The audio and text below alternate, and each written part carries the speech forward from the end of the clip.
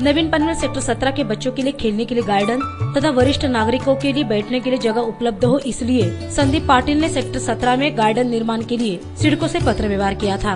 आखिरकार इस काम में उन्हें कामयाबी मिली, जिसके चलते पालिका के विपक्षी नेता नगर सेवक संदीप पाटिल के जन्मदिन के उपलक्ष्य में नवीन पनवेल सेक्टर 17 के गार्डन का उद्घाटन किया गया।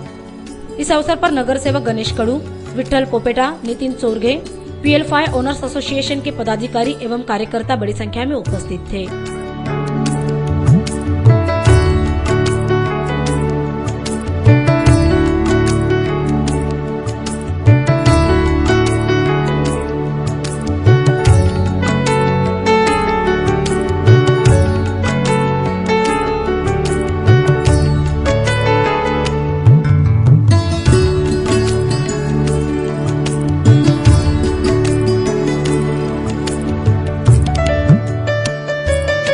इस दौरान संदीप पाटिल के प्रयासों से किए गए इस उपक्रम की लोगों ने सराहना की। वहीं नगर सेवक गणेश कडू ने इस गार्डन के बारे में जानकारी देते हुए नवीन पनवेल में किए गए विकास कार्यों की जानकारी दी।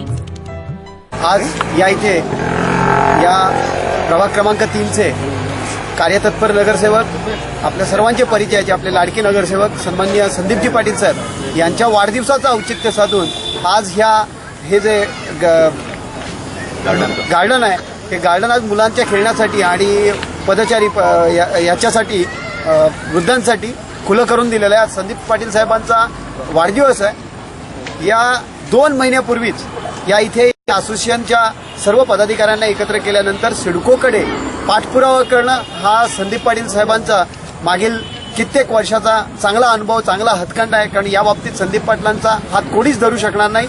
या नवीन पनवेलमध्ये सर्वात पहिले आमदार निधी कोणी वापरला असेल तो सन्माननीय संदीप पाटील साहेब आणि संदीप पाटील साहेब यांनी जवळजवळ वयाची 20 वर्ष सतत आपल्या सर्व जनतेची सेवा करताना त्यांनी घालवलेली आहेत। हे करत असताना या फक्त स्वतःचा वाढ न बघता सभोवताली कसा विकास होईल ह्याच्याकडे जास्तीत जास्त लक्ष संदीप पाटील साहेबांनी घातलेले आहे। मग आपल्याला सगळ्यांना माहितीच असेल की सेक्टर 16 मधलं सर्वात मोठं जे मैदान आहे त्याच्यामध्ये देखील संदीप पाटील साहेबांकडे ज्यावेळी आम्ही पाठपुरावा केला होता, आम्हाला सर्वांना त्या तिथे नेऊन आज सेक्टर 16 मध्ये एक मोठं अद्यावत आपल्या सगळ्यांना माहिती होईल की जवळजवळ 4.5 कोटी रुपये खर्च करायला भाग पाडले। त्यावेळी संदीप पाटील साहेब असतील, अजय कांटे असतील, स्वतः मी असेल, आमदार विवेक पाटील साहेब यांच्या सर्वांच्या प्रयत्नाने हे गार्डन मोकळं झालेले। अशाच प्रकारचं या इथे आपल्याला आज त्यांनी हे हा जो बगीचा आहे तो खुला करून दिलेला आहे। याच्यावरच न थांबता ए टाईपच्या जवळ जो पॉन्ड आहे, डम्पिंग पॉन्ड आहे,